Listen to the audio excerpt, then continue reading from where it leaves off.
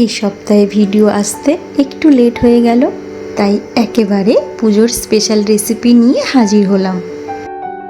নমস্কার বন্ধুরা, সবাইকে স্বাগত জানিয়ে আজকে ভিডিওটি শুরু করলাম। ভিডিও শুরুতেই নিয়ে নিয়েছি কুমড়ো, যেটাকে এভাবে ছোট ছোট করে কেটে নিয়েছি। দেখুন, খোসার নিচের অংশটি উজ্জ্বল সবুজ বর্ণের হয়ে আছে, এর মানে কুমড়োটা মিষ্টি হবে। এরপর একটি ফ্রাইং প্যানে নিয়ে নিচ্ছি সর্ষের তেল।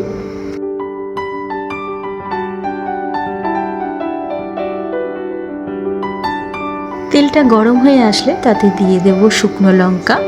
শুকনো লঙ্কাটাকে ছোট ছোট করে কেটে দিয়েছি, আর দিয়েছি দুটো তেজপাতা, সেগুলোকেও ছোট ছোট করে কেটে দিয়েছি।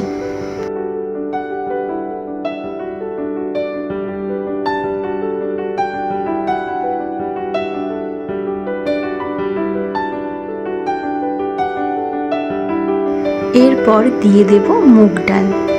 ডালটাকে আমি আগে থাকতে ধুয়ে রেখেছিলাম।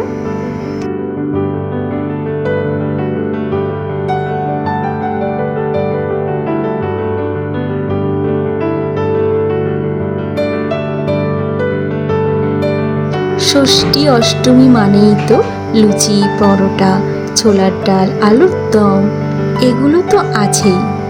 আর সেগুলোর মাঝে যদি নতুন কিছু অ্যাড করতে চান, তাহলে আজকের ভিডিওটি আপনাদের জন্য। পুরো ভিডিওটা স্কিপ না করেই দেখুন, আশা করছি নতুন কিছু আইডিয়া পাবেন। ডালটা একটু ভাজা ভাজা হয়ে আসলে তাতে কেটে রাখা কুমড়োগুলো দিয়ে দেব।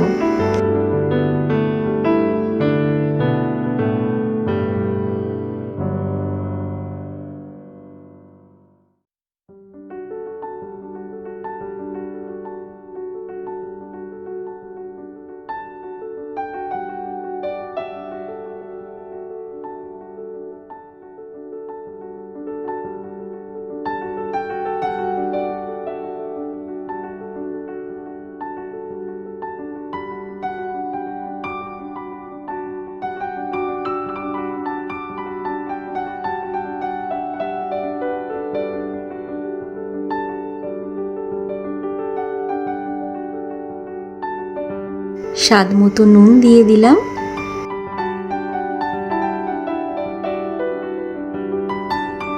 দিয়ে দিচ্ছি 1 চামচ আদা বাটা আর 1 চামচ জিরে বাটা, আর দিয়ে দিচ্ছি কাঁচা লঙ্কা বাটা।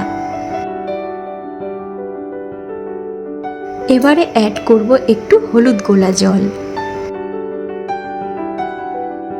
হলুদ গুঁড়ো ডিরেক্ট অ্যাড করার থেকে একটু জলে গুলে তরকারিতে দিলে তরকারির রঙটা খুব সুন্দর আসে। সবগুলো ভালো করে কষিয়ে নেব।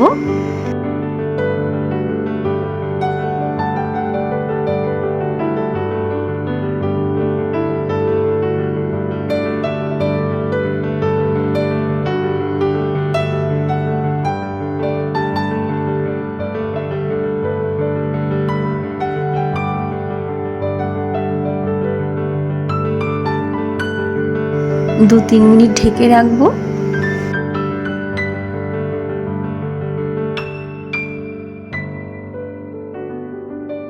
এবারে দিয়ে দেব টমেটো কুচি।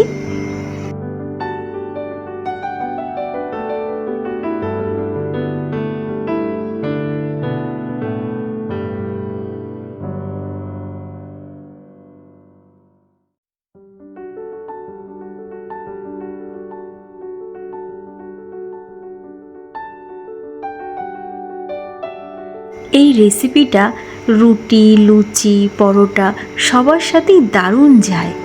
আরও একটা জিনিসের সাথে দারুণ যায়, সেটা কি জানতে হলে ভিডিওটা শেষ পর্যন্ত দেখতেই হবে। আবারও কিছুক্ষণ ঢেকে রাখবো। একটা জিনিস খেয়াল করবেন, এই রেসিপিটা দারুণ একটা ব্যালেন্সড ডায়েটের কাজ করবে।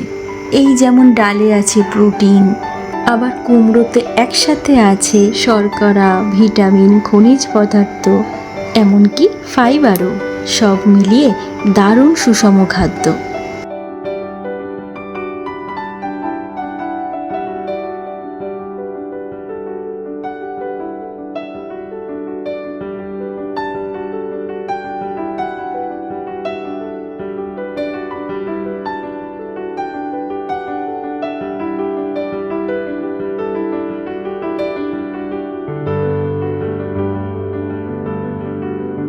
এখন আমি ডাল আর কুমড়োটা সেদ্ধ হয়ে আসা অবধি অপেক্ষা করব, আর তার জন্য পরিমাণ মতো জল দিয়ে দেব।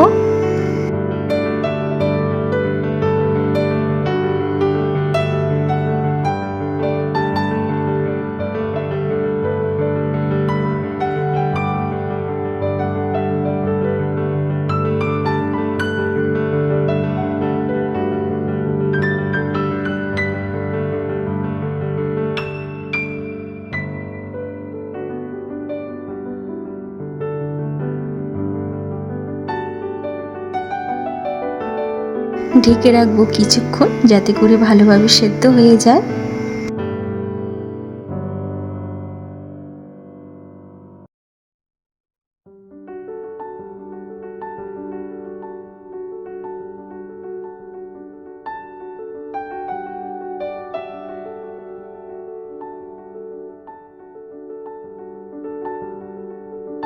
বেশ সেদ্ধ হয়ে এসেছে।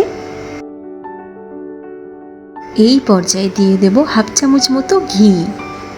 নিরামিষ তরকারিতে ঘি অথবা হিং না দিলে ব্যাপারটা ঠিক পুজো পুজো বলে জমে না, তাই না? ও হ্যাঁ, আর একটু গরম মশলা দিতেও ভুলবেন না।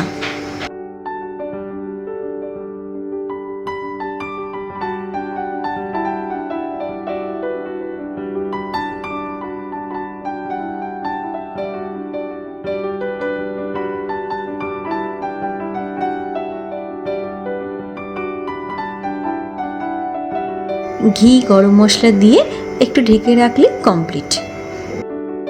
দাঁড়ান, আরও একটা বাকি আছে। বলেছিলাম না, রুটি, লুচি, পরোটা ছাড়াও আরও একটা জিনিস আছে, আর সেটা বানানোর জন্য একটু টক দই ফেটিয়ে নিচ্ছি। তাতে একটু চিনিও দিয়ে দিয়েছি। টক দইয়ের মধ্যে দিয়ে দেব 1 টেবিল চামচ মতো সাদা তেল। তেলটা দিয়ে আরেকটু ফেটিয়ে নেব। অন্যদিকে নিয়ে নেব 1 বাটি মতো ময়দা, দিয়ে দেব নুন,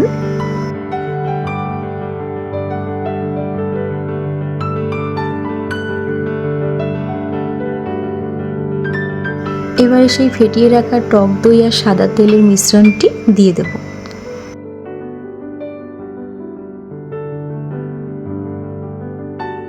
এবারে এগুলো দিয়ে ভালো করে মেখে নেব।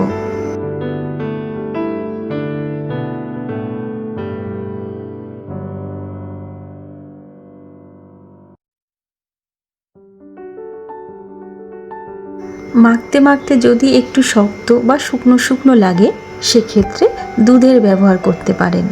এই যেমন আমিও একটু দুধ অ্যাড করে দিলাম।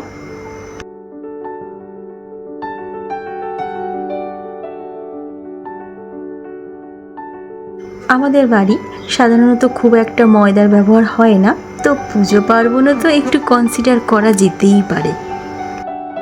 দুর্গা পুজো বছরে তো একবারই আসে বলুন, আবার দেখতে দেখতে চলে যায়। অপেক্ষায় থাকতে হয় আরও একটা বছর। এই পুজো আসছে, এটাই যেন আনন্দ।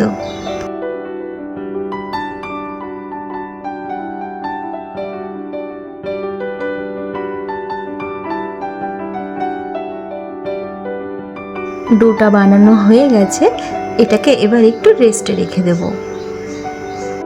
একটু সাদা তেল মাখিয়ে রেস্টে রাখলে ভালো হয়।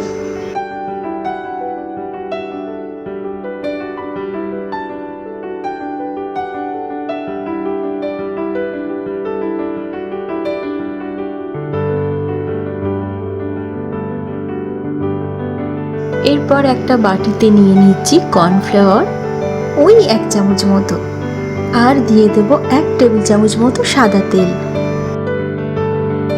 ভালো করে গুলে রেখে দেব।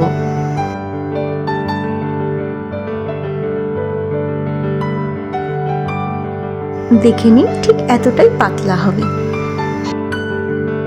আশা করছি অনেকেই বুঝে গেছে যে এটা কি হতে চলেছে। আর যাদের কাছে রেসিপিটা অচেনা তাদের জন্য বলি, আমি এখন তৈরি করতে চলেছি দই পরোটা।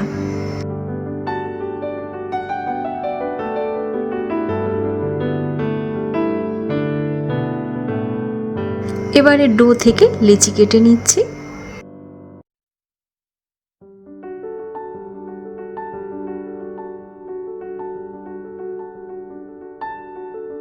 এবারে বড় করে ঠিক রুটির মতো বেলে নেব।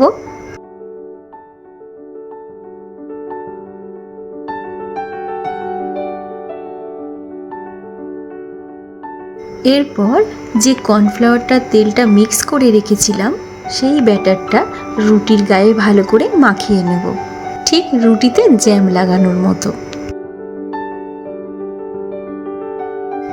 এবার একটা ছুরি দিয়ে ব্যাসার্ধ বরাবর কেটে নেব। তারপর ঠিক এইভাবে পাকিয়ে নিতে হবে।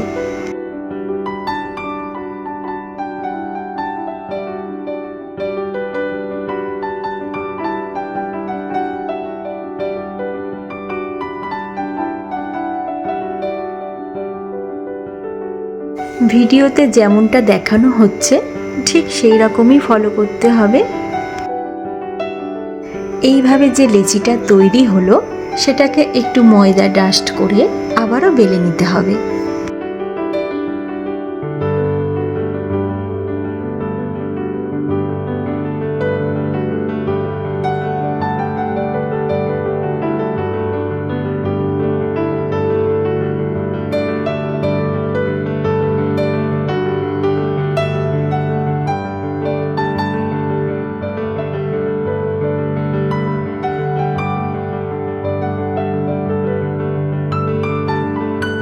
এরপর শুকনো প্যানে হালকা করে সেঁকে নেব।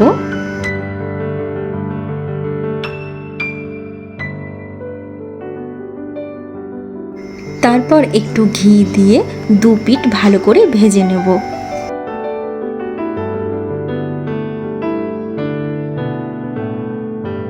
আপনারা চাইলে সাদা তেল দিয়েও ভাজতে পারেন, তবে আমার কাছে যেন ঘিয়ের বিকল্প কিছুই হয় না।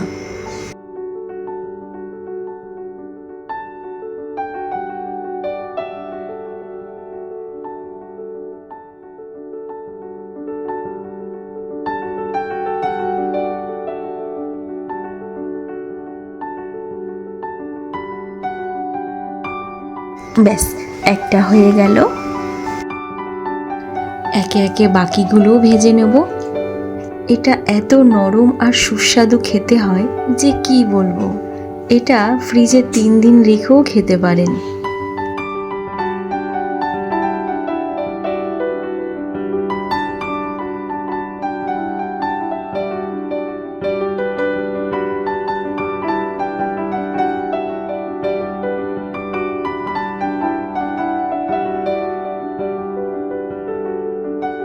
তো বন্ধুরা, আজকের এই কম্বিনেশনের রেসিপিটা কেমন লাগলো কমেন্ট করে অবশ্যই জানাবেন।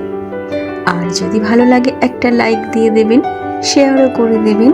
আর চ্যানেলে নতুন এসে থাকলে চ্যানেলটিকে সাবস্ক্রাইব করে পাশে থেকে যাবেন। সবার জন্য শারদীয়ার অগ্রিম শুভেচ্ছা রইল। পুজো সবার ভালো কাটুক। আজ তাহলে আসি, সবাই ভালো থাকবেন। ধন্যবাদ।